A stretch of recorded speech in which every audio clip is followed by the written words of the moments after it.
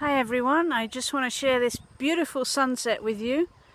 iPhone doesn't seem to quite be able to get the lighting of me and that beautiful sunset at the same time. Let me just give you another flavour there. This is just at the reverse side of our hill. You can see it's beautiful. Not a bad place to have had lockdown, and Faith's lockdown lasts for about 2 weeks, and then she was on emergency duty with the network in Uganda and providing initially food and medication and so on for children who are in extremely vulnerable households. And gradually her team have come back together, some still working from home, some in and out of the office and the field. The panting is the dog. It's his time of day. So, and then people like me have gone in once or twice to town, but working from home. And I mean, who can complain when you're in an environment like this? Uganda has about 1,000 positive cases at the moment. The publicity says that everybody that's getting sick is getting well again. But we keep hearing reports. One child who, 3 people in the family died in a week. Another church, 8 people died in the same week. And nobody's saying about COVID, but all of those cases seem to be along the trucking route that comes in from Kenya, which is where most of the cases have come from. They locked the borders pretty quickly. They shut schools on the 18th of March. Restrictions. Still arcades where shops are not opening onto sort of roadways are closed, saloons and bars, pubs, stuff like that. But most shops that open onto the into the environment are allowed to open.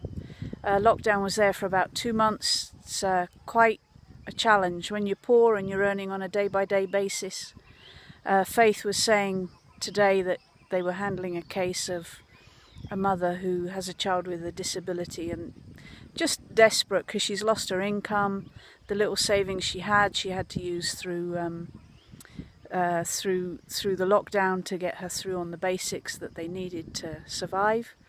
And the child was dehydrated because she can't even afford to buy water. So there are some people who are really in very, very desperate situations. So I'm very aware when I'm in this beautiful environment that there's a lot of people who are really, really struggling. So all the prayers and the support that you give for this work, you can be assured that it's getting to kids, it's getting to families. We have community workers and teachers all over the place who are picking up those stories, and they let us know, and then Faith's team acts on that. The other networks, where do we have? We have Cape Town, South Africa. They've had significant challenges in the townships and the need for food distribution. Zimbabwe has runaway inflation and no prices declared because it just has to be whatever the price is at that moment, including phone calls, internet, food. No prices on menus because it might increase within 10 minutes. Zambia, Tanzania, similar sort of statistics, although we're reporting no deaths and they're all reporting some deaths. I had a look at the statistics recently, and it pretty much, you know, there might be even struggling to 10% of testing per population compared to somewhere like the UK. The President, the last time he spoke about 2 weeks ago, declared that we're now at stage 3, which means that coronavirus is in the community. And of course, once it's there, it's going to be harder to manage. So we've been going since the 18th of March, and except by some amazing miracle, I think we've got a long way to go yet. And we appreciate your prayers and your support for ourselves. The borders are shut. If I just pan you round here, Entebbe Airport is just over there somewhere. But other than emergency flights, there's been no flights, and cargo flights, there's been pretty much no flights in and out since March. That was the first step to stop new coronavirus cases coming in, and there's no talk of opening the borders. Schools remain closed, and we thought possibly July, now possibly September, but rumour has it the schools won't open again this year. And the significant problem of that is that the vast majority of households don't have smartphones, don't have tablets, computers. Some have televisions. There's about an hour of lesson broadcasting per day, and some on the radios as well. We've made some of those. But that's not a lot of learning for the kids, and most of them have actually gone back to villages, and because at least you can get food here. But then it's even more remote, and then, you know, they're out working on the land, playing, whatever they're doing.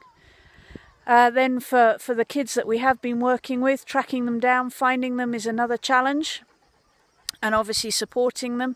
The teachers are phoning them, but if you've got 7,500 kids on one programme, another 10,000 on another, we've got kids all over the place who we've taken back home at some stage, and yeah, so it's difficult, but we're doing what we can, buying some tablets for kids who should be sitting their exams this year, so at least we would be able to do something with them should those exams happen, which possibly would be Feb. But the kids who were expecting exams are really quite anxious about that, because they're not in school, they don't have the resources, and yet it's likely that they'll have to do that. That's 7 minutes, that's enough from me. Email remains the same. God bless you. Lots of love.